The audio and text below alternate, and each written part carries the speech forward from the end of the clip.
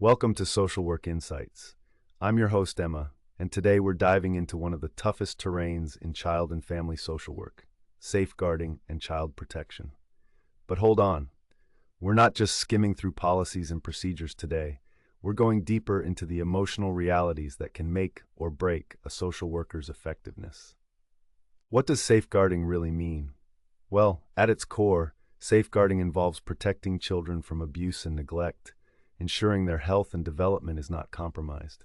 It's essential work, but let's be real, it comes with some serious emotional baggage. Joining me today is Dr. Mark Relton, a clinical psychologist and child protection consultant who spent over 20 years in the field. Hi there, Dr. Relton. Hello, Emma. I'm thrilled to be here. Let's jump into it. Child protection social workers deal with incredibly complex situations. Often they're balancing busy caseloads while navigating bureaucratic systems that are supposed to keep kids safe. But what happens when those systems don't truly address the emotional nuances of a family's situation? Great question. The crux of the issue is that safeguarding children isn't just about ticking off boxes on a form or adhering strictly to procedures. It's really about relationships. It's about understanding what's occurring within families and how those dynamics play out on a personal level. In fact, I'd argue that deep emotional understanding should be at the center of safeguarding practices. Exactly. It's like peeling an onion. Each layer reveals more about the family dynamic. Let's discuss something called transference and countertransference.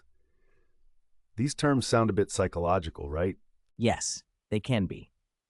To put it simply, transference occurs when a client projects feelings or emotions onto the social worker.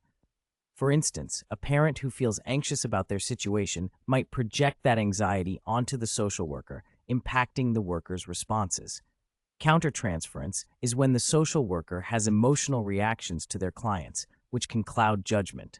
Understanding these dynamics is crucial for effective practice. Can you illustrate that with a scenario? Absolutely.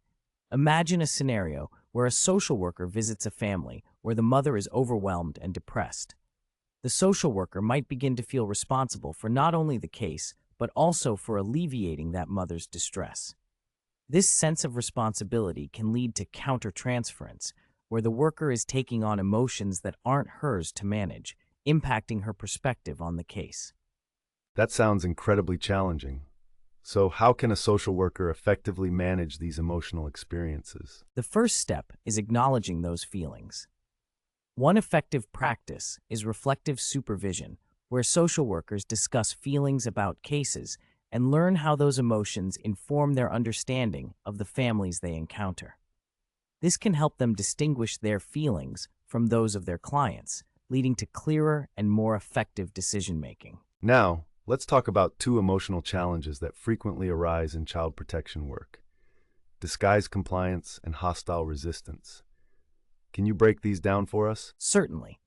Disguised compliance refers to situations where parents appear to cooperate with social workers but are not making meaningful changes. It's a dangerous scenario because it might give the illusion that everything is fine when in fact it isn't.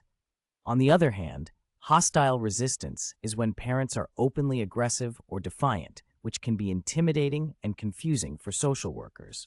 And both of these situations can lead to significant emotional strain on the social worker, right? Exactly. When workers encounter disguised compliance, they might feel a sense of relief when parents are superficially agreeable.